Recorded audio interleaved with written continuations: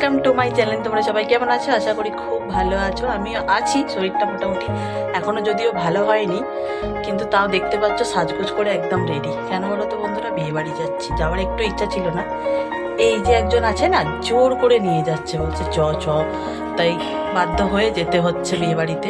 ঠিক আছে, তাই আমরা সবাই রেডি, ফ্যামিলির 3 জন।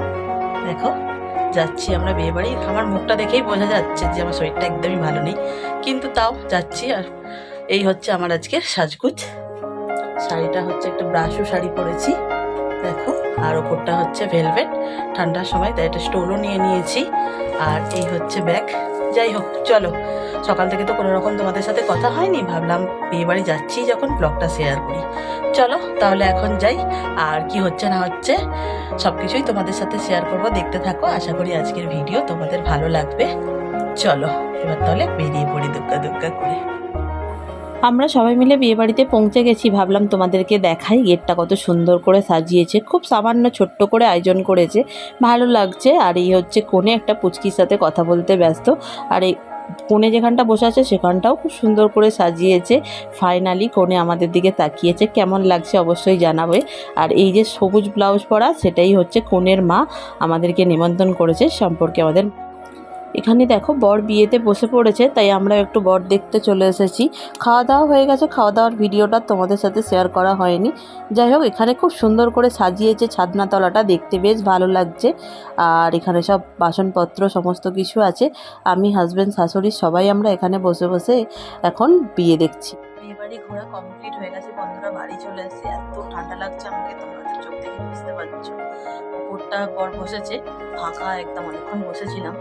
তারপর ফাইনালি দেখলাম যে বিয়েতে বসবে এবার, মানে বরকে নিয়ে গেল জামা কাপড় চেঞ্জ করানোর জন্য। আর আমিও বললাম যে না, এবার আমি বাড়ি যাই, খুব ঠান্ডা লাগছে, যেহেতু আমার শরীরটা ভালো না। আর খাওয়া দাওয়াটা খুব তাড়াতাড়ি করে খেয়ে দিয়ে নিয়েছি, তাই আর তোমাদের সাথে শেয়ার করে নিয়ে। আর স্টার্টারও তেমন করে কিছু খাইনি, যেহেতু শরীরটা ভালো না।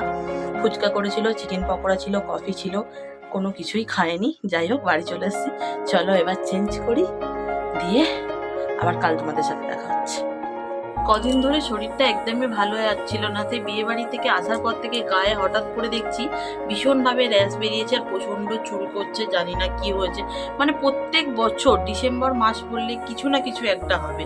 আর বিয়ে বাড়িতে তেমন করে ভিডিও হয়নি, ভিডিওটা খুব ছোট্ট হয়েছে, খামচা হয়েছে, তাই ভাবলাম আজকে একটু তোমাদের সাথে কথা বলি।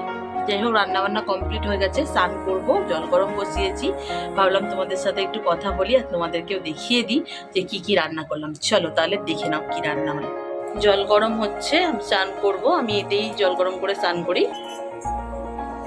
আর এখানে আছে ভাত, এখানে আছে ডিম ভাজা আর বরবটি আলু ভাজা, নিচে আছে বেগুন দিয়ে মেথি শাক।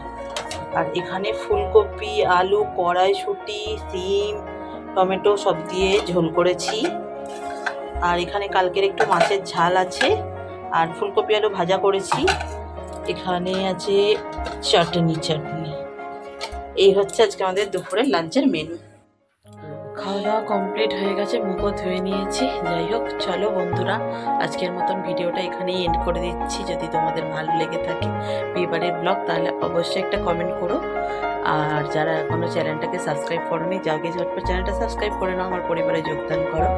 আমার শরীরটা এখনও তোমার করে ভালো হয়নি, যখন ভালো হয়ে যাব, সুস্থ হয়ে যাব, আবার তোমাদেরকে নর্মালভাবে ব্লগ দেব, ঠিক আছে? তাই জন্য বেশি কিছু আর বললাম না, একটুখানি ভিডিওটা এন্ড করা হয়নি, তাই তোমাদের সাথে কথা বলতে এলাম।